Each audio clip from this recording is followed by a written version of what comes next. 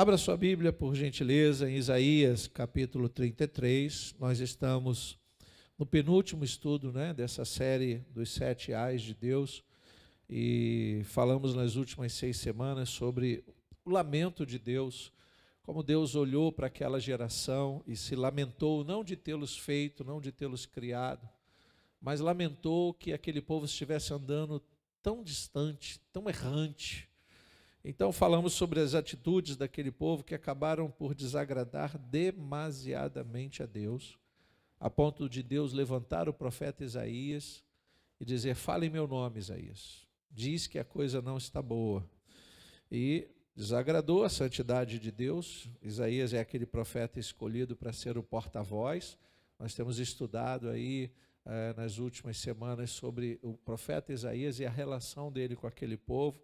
Pensa num Deus indignado, um Deus irado, pronto para exercer o juízo, pronto para destruir, para acabar, porque Deus tem poder, mas que não o fez pela sua palavra. Ele vela pela sua palavra. Ele nos criou para a sua glória, para o seu louvor. Quando a gente vê tamanha maldade no mundo, a gente fica se perguntando às vezes, por que Deus não acabou com tudo? Porque nem todos são maus, porque nem todos estão envolvidos com a maldade. Há pessoas maravilhosas, há pessoas que amam a Deus, pessoas que buscam. É aquela história da relação de Abraão com o Senhor, quando ele diz: mas Senhor, tu vais destruir Sodoma e Gomorra se tiverem lá 50? Aí Deus diz: não, se tiver 50 eu não vou destruir. Aí Abraão repensa e diz: mas eu acho que não tem 50. Vai destruir se tiverem 30? Deus conversando com Abraão, é linda essa história. Ele diz: mas não, se tiverem 30. No final não tinha 30, não tinha 20. Não tinham 10. A família de Ló, só tinha a família de Ló. E mesmo na família de Ló, os genros que estavam entrando na família para perpetuar a geração, não quiseram ir. Ficaram envolvidos naquela maldade. Saiu lá Ló, sua esposa, suas 2 filhas. Depois que eles saíram, Deus destruiu. Mas a destruição ainda causou rupturas naquela família. Porque a mulher de Ló estava totalmente envolvida com aquele pecado, ou por uma curiosidade aguçada, ou na preocupação com os genros, não sei. Mas ela desobedece a Deus, olha para trás, a história diz que ela vira uma estátua de sal. E aí é impressionante as histórias depois desse relato, como nós ouvimos histórias arqueológicas, achados arqueológicos, confirmando o aparecimento do sal em determinada região que era próxima a Sodoma e Gomorra. Nós não precisamos de comprovação científica para crer, mas que isso nos ajuda a entender de uma forma especial, nos ajuda. Deus tem mostrado o seu poder de muitas formas. Então, quando nós lemos os textos de Isaías, que ele está totalmente voltado para Deus, servindo a Deus, batendo de frente com aquela geração, ele está dizendo que Deus vai destruir, e vai dizer por que ele vai destruir. Nós, nessas últimas 6 semanas, falamos, ou nas últimas 5 semanas, nós falamos com relação aos bêbados, aqueles que andavam cambaleantes na sua fé, que foi explanado sobre a bebida em si, mas principalmente sobre o poder letárgico, o poder de anestesia da vida, não só pela bebida, mas pelo mundo virtual, pelas drogas, pelos relacionamentos errados, pelas paixões humanas, tudo isso embebeda. Então Deus disse: olha, eu estou irado com os bêbados de Israel. Depois falamos da questão da lareira, como Deus vê o povo que é fogo santo, mas de santo não tem nada, é só fogo. Que deveria ser um fogo que não consome, mas é um fogo que vai consumindo o povo. O povo vai sendo consumido por um modernismo dentro da igreja. Podemos trazer a palavra de Deus para os nossos dias, irmãos. Nem todo aquele que diz Senhor, Senhor, entrará no reino dos céus. Não é pelo que a gente faz, é por tudo que a gente faz e é aceito por Deus. Uma coisa é batermos meta. Há muito esse discurso na igreja moderna, apresentar o resultado. O que é um resultado? Para você que está aqui ouvindo essa mensagem, o que é o resultado de uma igreja de sucesso? aos nossos olhos, talvez seja o número do povo, e o número é importante. Se tivermos aqui todos os cultos à noite lotados, a gente vai dizer, puxa, que bênção, o culto foi uma bênção. Mas o resultado não é imediato. O resultado é algo que marca dali para frente. Enxergar o resultado é ver famílias sendo transformadas. Isso inclui os milagres, inclui as transformações, as libertações.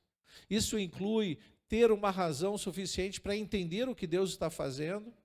Porque nós vimos na última pandemia que as igrejas que tinham grandes resultados não tinham temor e confiança em Deus. Nós vimos igrejas numerosas se curvando diante, lógica, de uma autoridade civil. Não estou falando do fechamento, da proibição dos cultos, mas estou falando de uma fé acabada, porque quando acabou a pandemia, muitas igrejas não retornaram no mesmo ritmo. O que eu mais ouço é, fulano se afastou no período da pandemia esfriou o irmão tal, antes a pandemia tivesse matado todos. Antes, porque estariam na glória, sim ou não? Crente, quando morre, vai para a glória. Pode dizer amém por isso? Mas crente de verdade. Porque o povo para temer a morte é o povo crente, irmãos. E mesmo a Bíblia explicando que isso é a naturalidade de uma vida que herdou o pecado lá desde o paraíso. Mesmo a gente sabendo dessa naturalidade, ainda tememos muito, né? Tememos mais por nós do que pelos outros. Nós deveríamos temer pelos outros. Deveríamos estar preocupados com aqueles que não estão na casa de Deus e estão partindo sem Cristo. Deveríamos estar pensando e orando por essas pessoas mais do que por nós mesmos. Então, me preocupa um pouco esta questão da igreja se mostrar lareira, ou seja, um lugar de fogo do Espírito, e que às vezes não tem fogo algum. Ministramos isso também. Depois falamos dos mascarados, aqueles que mostram uma face e não são necessariamente aquilo que dizem ser. No mesmo embalo da lareira de Deus. Todas essas mensagens estão aí em áudio no canal do YouTube da nossa igreja. Depois falamos dos filhos rebeldes, e aí Isaías começa a pontuar os filhos que ao invés de pedirem socorro a Deus, vão fazendo aliança com as nações. Essa foi a quarta mensagem. E na quinta mensagem, na mesma sequência, aqueles que buscaram auxílio no Egito. Aqueles que olharam o Egito como a solução para os problemas. Irmãos, essa palavra é extremamente atual. Tudo que nós ouvimos nessas últimas 5 semanas tem a ver com a igreja de hoje. A igreja de hoje está buscando recursos no Egito. A igreja, por ser incapaz de promover os mesmos milagres do passado, e muitas vezes quando promove não são verdadeiros, a igreja está buscando os recursos, as estratégias seculares. As igrejas estão preocupadas em atrair. O que eu posso fazer para atrair? O mundo coach, não cult, mas coach com O, vai dizer que temos que bater metas. Isso é um resultado empresarial. E a igreja, infelizmente, está pensando assim. Como eu faço para multiplicar? Bom, segundo a palavra de Deus, os evangelhos, diz que Jesus multiplicou falando a verdade. Semeou a verdade entre os discípulos e eles abriram mão de suas vidas para segui-lo. E a igreja chegou 2000 anos depois com esse resultado maravilhoso. Só que não estamos mais voltando para a essência dos dias anteriores. Nós não estamos mais semeando a verdade, nós estamos envolvidos com uma mentira. O mundo virtual é uma grande mentira. E nós estamos preocupados se a cor da igreja atrai mais ou atrai menos. Daí tantas igrejas apelarem para uma cor mais moderna, o minimalismo. O culto deixa de ser um culto ao Senhor. A cruz é removida. A cruz é removida. Eu me assustei, na última quinta-feira eu estava ausente, visitei uma igreja de um grande amigo, e quando cheguei lá, eu vi uma igreja descaracterizada. A primeira coisa que eu procurei foi a cruz, porque a cruz é um sinônimo de vitória. Para muitos ainda é algo que assusta. Bom, deve assustar para quem vai ao cemitério, lá tem muitas cruzes. Mas uma cruz na igreja deveria nos lembrar do sacrifício de Jesus, isso é vitória. Então já removeram a cruz. A cruz se transformou em alguns lugares objetos obsoletos. Estou falando não de outra denominação, estou falando da nossa casa, irmãos. Estou falando do nosso ambiente, não estou acusando ninguém, estou falando como amigos meus, né, cederam e removeram a cruz. E eu perguntei, meu amigo, onde está a sua cruz? Não a sua, mas da sua igreja. Não cabe mais na decoração, porque era um objeto de decoração. Eu olhei para o teto, que era branco, parecia esse teto, lindo, claro, está cinza chumbo, quase preto. O carpete aqui é preto, você vai entender que é muito mais fácil de limpar e não ter sujeira, mas tem que ter um detalhe decorativo, apenas isso. Me perguntaram, pastor, vamos ter o teto preto? Eu disse, para quê? Se eu fosse colocar um teto diferente, colocaria de ouro, igual o Vaticano tem, o teto de ouro. Mas qual é a lógica disso? Mas isso faz parte de uma estratégia, de um ambiente em que as igrejas vão seguindo. Então, a gente vai olhando essas coisas e vai se perguntando, quem é o profeta que vai denunciar? Hoje, nós não dependemos dos profetas. Nós dependemos de uma relação com o Espírito Santo. E aí você vai entender, quando eu me preocupo, em termos crentes, com seguindo muitos pastores. Você não tem que seguir nem a mim, nem o reverendo Pedro Paulo, o reverendo Silas. Você tem que seguir o Espírito Santo. Se essa igreja ainda faz a manutenção do ambiente do Espírito Santo, então você vai seguir o Espírito Santo nesta igreja ou numa igreja que Deus colocar você. A questão é que nós não estamos seguindo o Espírito Santo, estamos seguindo líderes. E isso é preocupante, porque o líder também precisa seguir o Espírito Santo. Se ele não seguir o Espírito Santo, ele é líder só de um grupo e não sabemos se essa liderança vai levar a que lugar. Então, não sigam o pastor Jarbas. Estou usando a expressão que usei ontem no congresso de jovens, né? Não siga a denominação, não siga o pastor, siga o Espírito Santo. Ore mais, leia mais a Bíblia, jejue mais, venha mais à escola dominical. Tenha uma vida de crente, irmão. Sabe o que é uma vida de crente? A igreja deixou de vivenciar o que é ser igreja. Porque ser igreja hoje não se parece nem um pouco com o que temos visto aí. Então, eu estou trazendo isso porque parece que Isaías está vendo tudo isso numa outra época, de uma outra forma. Ele está tentando dizer, olha, vocês estão debaixo de olhares de um Deus irado, pronto para enviar o juízo, mas ainda não enviou, porque ele é o mesmo que dá o alívio, o refrigério e envia o seu Espírito. Há uma graça mediadora, uma graça que nos envolve a ponto de entendermos que os nossos pecados não nos matam imediatamente, não nos fulminam, mas vamos viver determinadas privações nesse mundo, e aí a gente entra no sexto ai de Deus. Capítulo 33, de Isaías, versículo 1. Ai de você, destruidor que nunca foi destruído. Ai de você, traidor que nunca foi traído. Quando você acabar de destruir, será destruído. Quando acabar de trair, será traído. Oremos ao Senhor. Querido Deus e eterno Pai, como é bom estar na tua casa para ouvirmos a tua voz nesta manhã, nesta noite, Pai. Aquietamos o nosso coração e te pedimos, como salmista no salmo que lemos, nos leva a pensar num Deus que ministra em nós quando há temor, nos libera a sua sabedoria quando nós tememos o momento de ouvir, e a fé vem pelo ouvir a tua voz. Fala conosco nesta noite, nós te pedimos, nós te agradecemos por tudo em nome de Jesus, e que todos digam amém. Mais vale uma boa exortação do que experimentar um castigo divino em qualquer nível. Você lembra quando Davi conta o número de soldados e ele enche o coração, bate uma soberba em Davi, ele diz, olha quantos homens eu tenho ao meu comando. E Deus envia um anjo para começar a matar parte da população, do exército. E quando ele vai até o profeta diz, Deus está irado, Davi, o exército não é seu, O exército é de Deus.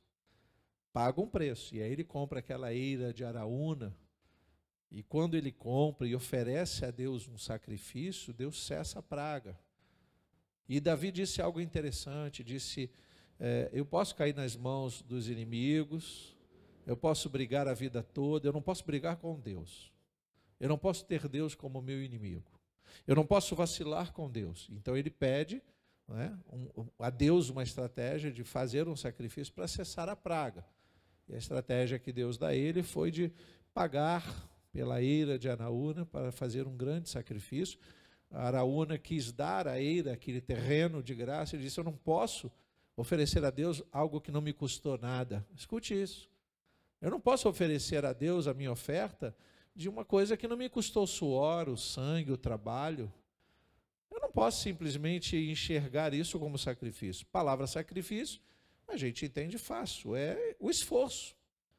Então, mesmo que Israel sacrificasse os animais, mesmo que Israel ainda mantivesse uma cultura de sacrifícios na religião judaica, isso, aos olhos de Deus, não era agradável, porque eles estavam envolvidos em alianças que destruíram a cultura judaica, relacionamentos estragados com povos de culturas diferentes, jugo desigual, idolatria, tudo isso está acontecendo no episódio de Isaías se levantando para falar dos ais de Deus.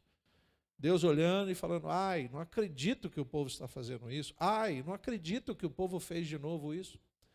Então, Isaías se coloca para falar dos ais. Jó, lá no capítulo 5, versículo 17, diz, bem-aventurado aquele a quem Deus disciplina, portanto, não despreze a disciplina do Todo-Poderoso, porque ele faz a ferida e ele mesmo a faz sarar.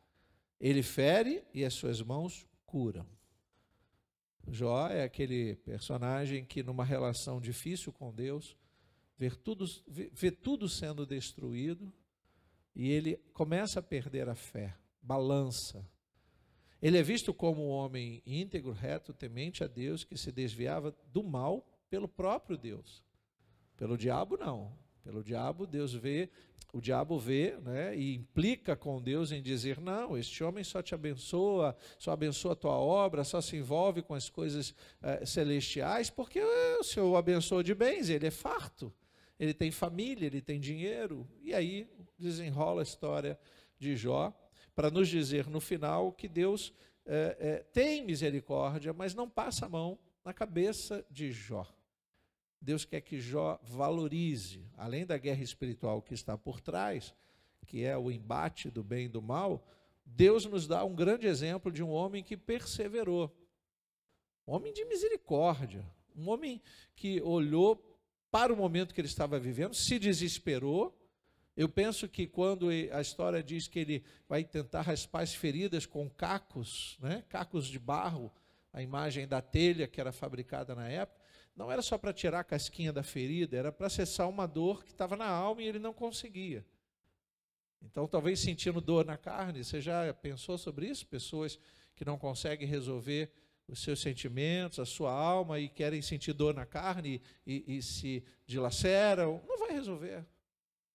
Tem que tratar a alma. Se você tiver uma alma saudável, temente a Deus, sedenta de Deus, pode vir a doença física que for, que você vai passar a prova. E no final você está dando glória a Deus. É assim que funciona, irmãos. Mas o texto não é o que nós vamos nos envolver. Deus vai começar então, além de mostrar o castigo que há de vir sobre Israel, Deus não quer apenas castigar o seu povo, porque não era essa a intenção, mas apenas ensiná-los. Deus vai dizer também que o perseguidor de Israel vai sofrer a sua pena. As nações que zombavam de Israel também vão correr de Deus. E aí as nações da época e temos o mundo de hoje. O que nos faz, o que nos dá medo, o que nos faz correr da presença de Deus? O perseguidor, ele tem as suas articulações, eles também vão ser penalizados. Aqueles que seguem o perseguidor serão penalizados.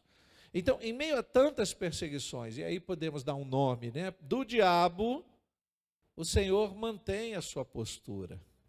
E usa Isaías para dizer: avisa o meu povo que eu vou castigá-los pelos seus vacilos, mas eu também vou castigar o destruidor. E aí lemos no versículo 1, aquele que só destrói e ainda não foi destruído. Aquele que só trai, mas ainda não foi traído. Ele vai experimentar da semente. E aí a gente começa a enxergar o que aconteceu lá no reino dos céus, quando a ira divina, né, não foi aplacada pela misericórdia, e Deus lançou por terra o diabo e seus anjos. Uma terça parte, segundo a história bíblica, foi lançada por terra, e aí podemos entender que esta terra está cheia de demônios, É impressionante, eu não sei como funciona, eu não sou bom entendedor da mídia social e não perderia tempo, pelo menos na minha idade, para entender muitas coisas, que os mais novos entendam por mim. Mas me mandaram um vídeo que vinha do TikTok, e eu não sei por que motivo eu não consegui abrir, eu não tenho TikTok, não uso o TikTok. E aí eu cliquei e eu tinha que fazer uma conta no TikTok para abrir aquele vídeo. Foi mais ou menos assim. Falei, meu Deus, mas vindo de quem veio, eu vou dar uma atenção. E aí fui lá, né? E não iniciei a abrir uma conta, eu tive que baixar o aplicativo apenas. E depois você pode abrir a conta ou não, mas você pode baixar o aplicativo e tendo o aplicativo você assiste. E eu abri. Assim que eu abri, eu recebi a mensagem, entendi, era uma mensagem importante, um vídeo falando sobre um determinado assunto, mas logo depois, o rolo, né? Logo depois vem outra mensagem, outra imagem, outro vídeo, é viciante. E me apareceu lá alguém se dizendo ser o Exu Caveira, porque o TikTok promove religião. E eu parei para ouvir o Chuchu Caveira. E quando eu olhei, eu falei, era um vídeo feito, uma simulação, né? Uma imagem artificial, estava lá ele dizendo todas as coisas que ele fazia. E eu parei, quando eu prestei atenção, eu falei, é sério que eu estou perdendo tempo com isso? Desliguei, dá licença, Exu. Apaguei o aplicativo e disse, eu não preciso disso na minha vida. Eu não preciso usar o tempo que Deus me deu curtíssimo para me envolver com coisas que não edificam. Porque, segundo a palavra de Deus, eu tenho que buscar as coisas que edificam. Pode ter diversão? Pode e deve.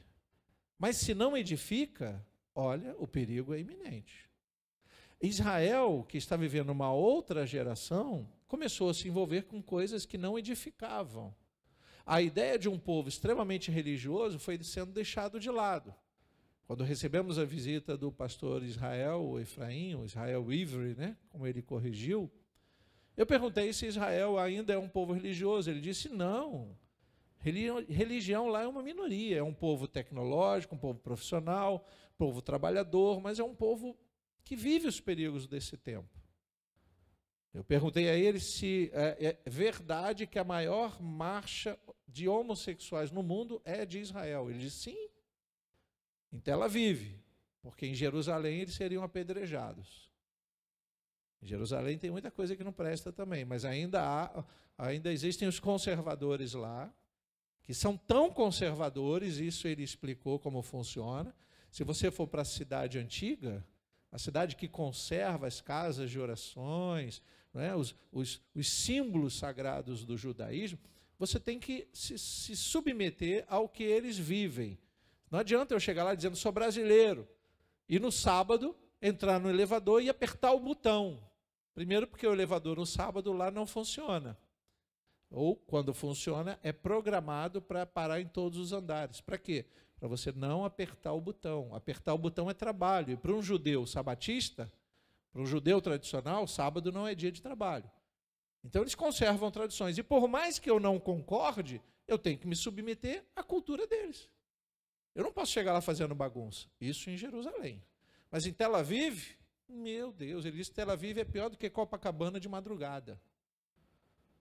Não, esquece religião em Tel Aviv. É terra de ninguém.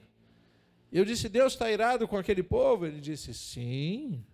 Foi quando eu comecei a falar para ele que eu estava escrevendo ou meditando sobre os ais de Deus.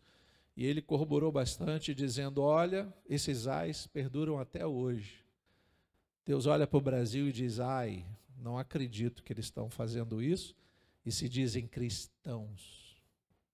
Pensa, irmãos, pensa sobre essa responsabilidade que nós trazemos nos nossos ombros quando nós nos apresentamos como cristãos que não são de fato de Cristo. Ezequiel capítulo 28, versículo 11 diz assim: a palavra do Senhor veio a mim dizendo: filho do homem, faça uma lamentação sobre o rei de Tiro e diga-lhe, assim diz o Senhor Deus. Veja como ele explana, não é, a queda do inimigo. Você era o modelo da perfeição, cheio de sabedoria e perfeito em formosura. Você estava no Éden, jardim de Deus, e se cobria de todas as pedras preciosas, sárdio, topázio, diamante, berilo, ônix, jaspe, safira, carbúnculo e esmeralda. Os seus engastes e ornamentos eram feitos de ouro e foram preparados no dia em que você foi criado. Você era um querubim da guarda, que foi ungido. Eu o estabeleci, eu criei você, eu dei as normas, Deus falando sobre coisa ruim. Você permanecia no Monte Santo de Deus e andava no meio das pedras brilhantes. Por que ele é um anjo de luz? Ou é criado para ser um anjo de luz? Por que a luz, o brilho desse mundo atrai tantas pessoas? Porque ele sabe bem do que ele está fazendo. Por que hoje nós queremos ter milhares e milhões de seguidores, independente se parecemos imbecis na rede social? Né? Eu não me importo se eu estou fazendo algo engraçado, sem nexo, se eu falo errado, se eu viro de cabeça para... Desde que eu tenha seguidores, desde que eu tenha dinheiro, desde que o YouTube me pague, o Instagram... A gente está vivendo atraído por esse brilho, e é o brilho que ele entende muito bem. Ele vivia no meio das pedras de fogo, pedras brilhantes. Versículo 15. Você era perfeito nos seus caminhos, desde o dia em que foi criado, até que a perfeição tem um fim. Até que se achou iniquidade em você.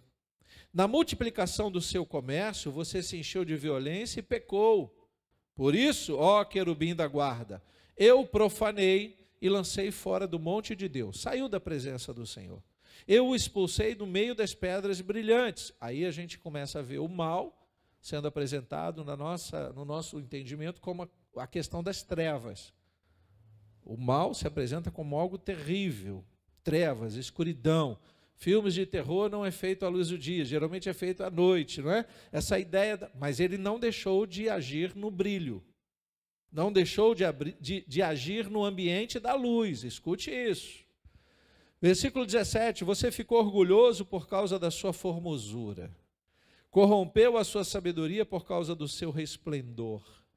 Por isso eu o lancei por terra e o coloquei diante dos reis para que o contemplem. Você consegue entender que essa palavra é tão atual pela questão do orgulho, do culto ao corpo? Como nós vivemos uma geração que cultua cada qual a si mesmo, ao invés de exaltar a Deus, exaltam a si. É natural enxergarmos o mundo ímpio, o mundo secular, idolatrando a si mesmo. Mas não é natural ver isso no ambiente de Cristo, em que Cristo deve aparecer e não nós. É impressionante. O irmão teve a capacidade de mandar para mim um videozinho de uma igreja, de um pastor, que ele é todo produzido, né, tem a barba feitinha, relógio Rolex, e ele anda assim, e eu nem li o nome, eu falei, irmão, para de mandar essas besteiras, irmão. Eu vou parar de assistir seus vídeos. Manda coisa que edifica. Porque isso me edifica em quê? Eu vou ficar mais triste, e eu vou ficar pensando, será que eu posso me arrumar para ir para a igreja? Eu acho que eu vou vestido de mendigo todo dia. Só para a gente ter uma imagem de que não é isso que importa. Não é isso que importa. A igreja está perdendo essa noção dos valores que importam para os últimos dias. O perseguidor vai ser perseguido por Deus, mas aqueles que acompanham, que seguem o perseguidor, também serão perseguidos por Deus. Por que Isaías está se levantando para dizer que o perseguidor vai ser perseguido, o destruidor vai ser destruído? Porque ele está dizendo, Israel, se você continuar seguindo o diabo, você vai ser lançado por terra junto com o diabo, como a terça parte dos anjos foi. Vamos continuar lendo aí, versículo 18. Pela multidão das suas iniquidades, pela injustiça do seu comércio, você profanou os seus santuários. Por isso fiz sair do meio de você um fogo que o consumiu, eu o reduzi a cinza sobre a terra, aos olhos de todos os que contemplam. Essa é uma visão apocalíptica, tá? Porque o diabo não virou cinza ainda. Versículo 19, todos os que o conhecem entre os povos se espantam por causa de você, isso também não está acontecendo. Você se tornou objeto de espanto e deixará de existir para sempre. Isso aqui é profético. Porque, pelo contrário, irmãos, você já parou para entender como o mal agora não é mais visto como mal? Ai daqueles que chamam mal por bem e bem por mal. Todo esse envolvimento de culturas de ocultismo, isso não tem a ver com o continente africano, continente asiático, continente europeu, é ocultismo, isso está no mundo. No Brasil a gente tem uma relação maior com os cultos afros por conta da escravidão, do povo que vê, mas isso não tem a ver com África. Queridos, nós estamos nesse ambiente em que estamos dizendo, ou estamos ouvindo dizer que o mal não é mal, que o mal cura, que o mal estabelece justiça, que é notório e é de direito o mal fazer uma marcha para o diabo. Nunca foi, nunca será. Ou eu faço e tenho o direito de fazer uma marcha para o Deus que eu creio, o Deus criador, o Deus do bem, o Deus da benevolência, o Deus da paz, ou me tiram esse direito. Ótimo, não tem problema nenhum. O crente não precisa ficar por aí marchando. Ele deve dobrar os joelhos e orar. Mas se não foi dado o direito, então tem que dar direito agora de cabeça para baixo, para a cruz de cabeça para baixo, para o Conde Drácula, para o lobisomem. A gente tem que começar a viver um mundo de que todos têm o mesmo direito. Pode nos tirar o direito, não tem problema. Eu preferiria que dissesse, é proibido o crente fazer marcha, desde que ninguém mais faça marcha. Porque a marcha envolve dinheiro público também, você sabia disso? E eu acho que nós não temos mais direito do que ninguém. Nós não deveríamos gastar dinheiro público com marcha nenhuma. Se a igreja quer marchar, gaste dinheiro da igreja. E cada um dará conta de si a Deus. Mas usar dinheiro, recurso público para a marcha da igreja, dá o direito de usar também para a marcha do sei lá quem, daquele que se veste. E eu vou fazer aqui a minha indignação, viu? Estão vinculando o mal com o preto e vermelho. Isso é maldade demais, irmãos.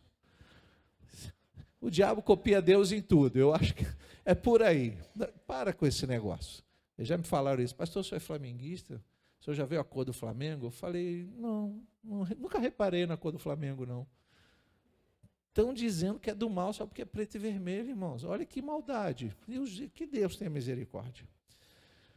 Todos os que conhecem entre os povos se espantam por causa de você. Isso ainda não acontece. Pelo contrário. O carnaval no Rio de Janeiro acontece e as pessoas lotam as arquibancadas. Tragédias vêm e ninguém é espiritualizar demais dizendo que uma tragédia veio por conta da adoração ao diabo na passarela. Ah, pastor, o senhor está espiritualizando. Ok, eu não vou espiritualizar nada. Mas se eu estou atraindo a atenção do mal, eu tenho que me submeter às consequências da minha relação com o mal. Carnaval não tem mais época, já é fora de época. Investimentos públicos nessa área que eu vou dizer não é mais diversão. Parece que a coisa está ficando pior, irmãos. Parece que está ficando pior. E parece que vai piorar muito mais. O que o diabo, na visão de Isaías, vai fazer e que o povo de Israel não entendeu? Vai transferir o castigo. Ele quer transferir o castigo que é para ele, para os filhos de Deus. Ele não quer só o castigo para ele. Você já ouviu aquele ditado? Se eu for, eu levo tantos comigo? É isso que ele está fazendo. Ele sabe que o destino final dele é a cinza, é o pó, é a morte eterna, é o lago que arde com fogo e enxofre. E ele está conseguindo arrebanhar pessoas, né, que vão sendo conduzidas pelo modo dele articular. Isso acontecia em Israel, principalmente através da idolatria, irmãos. Principalmente através da idolatria. É impressionante como nós estamos vivendo um tempo de pessoas que deveriam adorar o Deus invisível e estão fabricando seus próprios deuses. Os próprios deuses do crente, eles existem.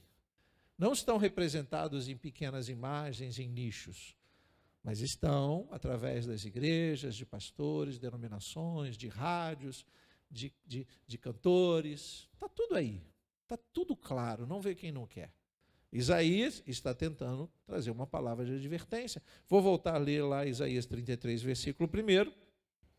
Ai de você, destruidor, que nunca foi destruído. Ou seja, não pense que você não vai ser destruído. Vai, há um tempo determinado para todas as coisas. Ai de você, traidor, que nunca foi traído. Você vai ser traído, diabo. Quando você acabar de destruir, será destruído. Ou seja, quando o tempo que eu dei para que o povo de Deus acorde, quando o tempo que eu dei para o povo entender o que é a diferença de santidade e vida profanada, quando eu sacudi o povo, Deus está dando esse tempo, irmãos. Esse tempo, desde os tempos antigos até hoje, é um tempo que Deus está dando, porque Ele teria liberdade e autoridade para destruir tudo. Por que Deus não destrói? Porque Ele ainda aguarda se levantar um povo a cada dia, santo, separado, que vê Deus o tempo todo, naquilo que Ele ouve, não naquilo que Ele verdadeiramente vê. Quando você acabar de destruir, será destruído. Quando acabar de trair, será traído. Pronto, é um aviso para o juízo final. É um aviso. Aí a gente começa a olhar os acontecimentos atuais, e o crente gosta muito dessa visão profética, né? A gente assistiu, eu fiquei alarmado com o incêndio lá do Havaí, um lugar lindo. Mas isso vai passar, a notícia passa, e ninguém mais vai ficar preocupado. Eu não sei quantas pessoas ali morreram, estão com Cristo, e quantas estão nos braços do diabo. Mas essa é a realidade. Tivemos catástrofes no Rio de Janeiro, nas chuvas, desmoronamento, e passou, ninguém fala mais. Porque a gente está tão embebedado pelas coisas desse mundo que a gente não leva a sério o que deveria ser levado a sério. A salvação é o principal, irmãos. Isso não é mais assunto entre os crentes. Salvação, questionar o outro se ele é salvo. Por que você está fazendo isso, rapaz? Você quer perder sua salvação? Ninguém corrige mais ninguém. A exortação de Isaías é um fato isolado no meio de Israel, e talvez essa mensagem seja um fato isolado em meio a tantos lugares, porque não é algo que ocupa a nossa mente. Salvação não está mais em evidência. Então, verdadeiramente, vamos enxergando que os bons pagam pelos maus. No Havaí, muita gente boa morreu, muito criminoso morreu, muita gente que seguiu o diabo morreu, mas todos morreram. E aí cabe a Deus agora decidir quantos serão os salvos, ou quais são os salvos e quais não são. Então, depois dessas 5 advertências que Isaías traz, ele diz para Israel: volte-se para o Senhor. Continua lendo o versículo 2. Israel começa a clamar e dizer: Senhor, tem misericórdia de nós. Em ti temos esperado, sê tu o nosso braço manhã após manhã, e a nossa salvação no tempo da angústia. Ao ruído do tumulto os povos fogem, quando tu te ergues, as nações se dispersam. Então o despojo que vocês ajuntaram será recolhido, como se devorado por uma nuvem de gafanhotos. Como os gafanhotos saltam, assim os homens saltarão sobre ele. O perigo das riquezas, que todo mundo, como gafanhoto, ataca. Eu me lembrei de um período que eu trabalhei numa empresa em que era de transporte, e era transporte de produto alimentício, congelado, né, coisa para... E certa vez um caminhão tombou na região dos lagos, e eu corri para lá para fazer a ocorrência. Enquanto eu me preocupava com o motorista, ajudante, que estavam machucados, o povo estava saqueando o caminhão. Eu não podia fazer nada, né? Cheguei no momento ainda, e olha que foi daqui para a região dos lagos, teve tempo. Caminhão enorme. O povo saqueando. Logo abaixo no monte, assim, a gente já via fumaça de churrasco sendo feito com a linguiça que foi roubada do caminhão. E o povo igual formiga. E o motorista e o ajudante ensanguentados. E ali eu tive uma visão de como Deus olha aqui, ele diz: meu Deus, o que eles estão dando valor que não tem valor, que vai cair no ventre e vai ser lançado fora. E a vida humana sendo desprezada. Meu Deus. Continua lendo o versículo 5. O Senhor é sublime, pois habita nas alturas. Encheu Sião de retidão e de justiça. Ó Sião, No seu tempo haverá estabilidade, abundância de salvação, sabedoria e conhecimento. O temor do Senhor será o seu tesouro. Pergunto eu, esse tempo já chegou? Respondo eu mesmo, sim.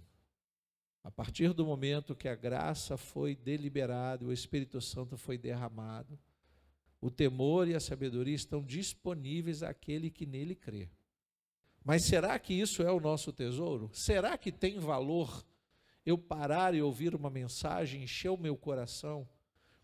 O quanto me incomoda se uma mensagem, se um texto, se uma leitura bíblica, quanto tempo nós nos dedicamos a ler a palavra? Quanto tempo nós nos dedicamos? Você já parou para pensar e fazer uma avaliação? Quanto tempo você investe em coisas que não valem a pena? Quantos seriados você já assistiu? É bom, é gostoso, mas você dedica o mesmo tempo à leitura e à oração e jejum? Não. Você consegue ficar quanto tempo num filme, num cinema, num lugar agradável? 2 horas, 2 horas e meia? Por que a mensagem não pode ser de 2 horas? Porque nós nos incomodamos, porque isso incomoda, porque dá comichão nos ouvidos. Não que eu vá mudar a liturgia, eu acho que não há necessidade. Os dias são outros, mas percebe que a nossa carne nos induz a viver mais tempo para as coisas que não edificam do que necessariamente aquilo que deveria ocupar nossa mente? Então Isaías está dizendo, Israel, ocupe-se do Senhor. Desperte a esperança que é em vocês. Vocês estão bêbados, cambaleantes, são filhos rebeldes, estão mascarados, estão fazendo aliança com o Egito, mas mesmo assim Deus ama vocês. Diga glória a Deus por isso. Mesmo assim, Ele vê que os fez para a glória dEle, e Ele quer ser glorificado através de vocês. É por isso que Ele vai perseguir o perseguidor. É por isso que Ele vai destruir aquele que destruía. Israel, intercede, busca ao Senhor, porque vocês estão desolados. Versículo 7. Eis que os heróis pranteiam nas ruas e os mensageiros de paz estão chorando amargamente. Ainda há quem interceda. As estradas estão desoladas, ninguém passa por elas. Rompem-se as alianças, as cidades são desprezadas e não há respeito pelas pessoas. Olha aqui, irmãos. É o tempo que nós vivemos. Não há respeito pelas pessoas. A terra geme e desfalece, o Líbano se envergonha. Sabe o que é o Líbano? É o símbolo da maior vitalidade de árvores de grande porte, que está murchando. Não estamos falando de relva, estamos falando de pinheiros, que não é qualquer foguinho que apaga, está tudo murchando. Quando eu vi a cena do Havaí com florestas virgens nativas daquela ilha, com árvores centenárias virando pó, eu me lembrei desse texto. Imediatamente eu me lembrei desse momento que Deus diz, a terra geme e desfalece, o Líbano se envergonha e murcha. Saron se torna como um deserto. Bazã e Carmelo são despidos de suas folhas. Bazã eram os montes de Bazã, onde as vacas eram mais férteis. Uma vaca saindo de Bazã era que dava o melhor leite. Pensa num touro de primeiro nível, pensa numa vaca com leite de primeira que alimentava uma aldeia inteira. Isso está perdendo o sentido, está perdendo valor, está perdendo qualidade. Está aqui, ó. A natureza por si só, fragilizada como está, não consegue mais manter a qualidade do que era. Toda vez que eu vou ao mercado e procuro comprar bananas, eu me arrependo de entrar no mercado procurando bananas. Porque a gente só acha banana verde. E quando está madura já está escurecendo, porque eles transportam sem respeito, sem carinho por aquilo que Deus faz, e machucam a fruta. E quando começa a amadurecer, já está podre por dentro. Você descasca uma banana, você levou verde para casa, quando você descasca já está podre. E cada vez mais difícil. Não adianta você falar, mas na feira tem banana boa. Cada vez mais difícil. Para você achar algo que parece, você tem que ir para a roça. Aquelas bananas beira de estrada, que o senhorzinho plantou. Você vai vendo que as coisas de valor vão sumindo. Tem grande quantidade, mas não tem qualidade. Olha aí. O que isso te faz lembrar? Você já parou para pensar por que o Brasil não devia estar vivendo o que vive, sendo ele um país tão cristão? E é cristão de todas as vertentes, com jeito assim, com jeito assado, mas não é a quantidade. Não é, irmãos. A banana está podre e a gente está levando para casa a banana podre. Isaías está dizendo que esse castigo de Deus sobre o destruidor devia ser apenas para o destruidor e os não filhos, aqueles que nunca tiveram aliança com Deus, mas vai resvalar nos filhos. Vai. E não adianta levantarmos uma presunção, um pensamento presunçoso de dizer, mas a igreja não vai sofrer. Vai, e não é pouco não, hein? Os bons pagarão pelos maus. Capítulo 33 de Jeremias, não precisa abrir, eu vou ler só um versículo. Capítulo 33, versículo 3. Chame por mim e eu responderei. Eu lhe anunciarei coisas grandes e ocultas que você não conhece. Clama a Deus. Clama e Deus vai nos responder. Não significa que não vamos sofrer. Vamos. Mas uma coisa é você sofrer quando tem um remédio que alivia a dor. Aí você entende por que o Espírito Santo é chamado por Jesus de Consolador? O Espírito Santo não é só para a gente brincar de falar em mistério, rodopiar e profetizar. Se formos cheios do Espírito Santo, a dor vem e nós somos consolados por Ele. Passamos momentos difíceis, mas o Senhor nos traz paz ao coração. A nossa fé não desfalece, irmãos. Enquanto Israel contava com a misericórdia, o perdão, a intervenção do Senhor, o Senhor respondia à oração de Israel. Lá em Isaías 33, versículo 10. Agora me levantarei, diz o Senhor. Agora me erguerei, agora serei exaltado. Quando Deus vai ser exaltado? Em meio à igreja. Você percebe que até o modo da gente glorificar Deus foi mudado? A gente só quer glorificar Deus nas bênçãos. Você só quer testemunhar do dinheiro que recebeu, da porta de emprego que abriu, da cura milagrosa. Mas pastor, como é que eu vou glorificar Deus no sofrimento? Mas é aí que está a questão. Você tem que glorificar Deus o tempo todo, na fartura ou na ausência de bens. Na saúde ou na doença. Na tristeza ou na alegria. Você lembra dos votos de casamentos? É uma aliança. Ou estamos aliançados com Deus e glorificamos a Ele em qualquer momento, ou a gente vai ficar esperando só receber bênção. Aí o diabo entra no circuito, enche o povo, enche os olhos, faz com que o brilho das coisas seja maior do que o brilho da sabedoria de Deus, e a gente é seduzido para ser seguidor do diabo. E quando Deus destruir o diabo, vai destruir todos aqueles que são seguidores dele. Jeremias 29, versículo 11. Veja que os profetas Ezequiel, Isaías e Jeremias concordam. Eu é que sei que pensamento tenho a respeito de vocês, diz o Senhor.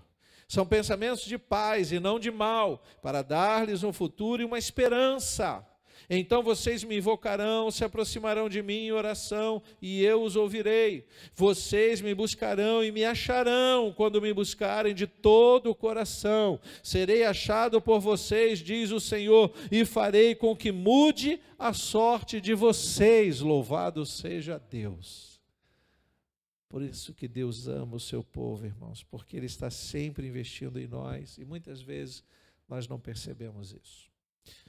Nós vamos encerrando aqui neste sexto ai de Deus, e eu quero ler um último texto que está lá em Apocalipse capítulo 21. Eu espero que você que tem acompanhado essa série de mensagens possa estar aqui no próximo domingo, porque nós vamos encerrar seguindo aqui uma direção. O que restará ao Israel arrependido? Apocalipse capítulo 21, versículo 5 diz: E aquele que estava sentado no trono disse: Eis que faço novas todas as coisas.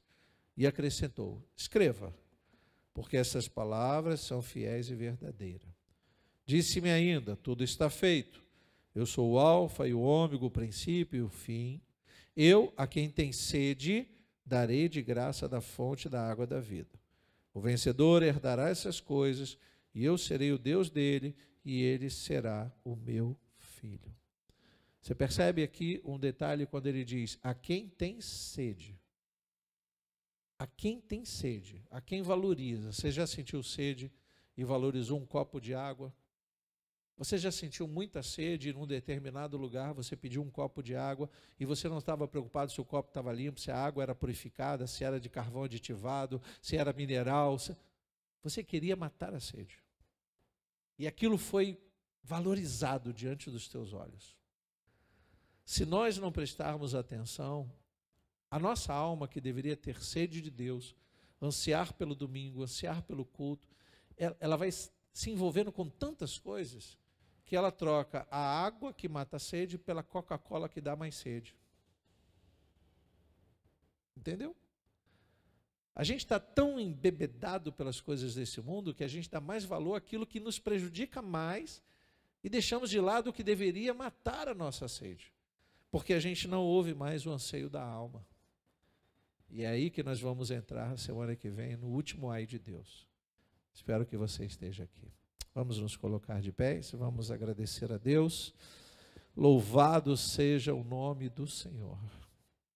Pai, nós amamos a Tua palavra, amamos estar na Tua casa, nesta santa comunhão, porque Tu és o mesmo Deus que num culto aviva a nossa esperança, nos joga para cima, mas no mesmo dia o Senhor nos exorta e diz, olha, fiquem atentos, porque os dias são maus e muitos serão aqueles que se desviarão, encantados com os olhos pelas coisas desse mundo. Nós te louvamos porque o Senhor não deixou de cuidar de nós. Mesmo não sendo nós merecedores de toda a Tua graça, de toda a Tua misericórdia, aqui estamos nós dizendo, ó, minha alma, tenha sede de Deus, aleluia, mate a sede no Deus vivo, oh, nossa alma. Não queremos nos encantar com as coisas desse mundo de tal maneira, a ponto de nos esquecermos da salvação tão grande que Jesus adquiriu por nós.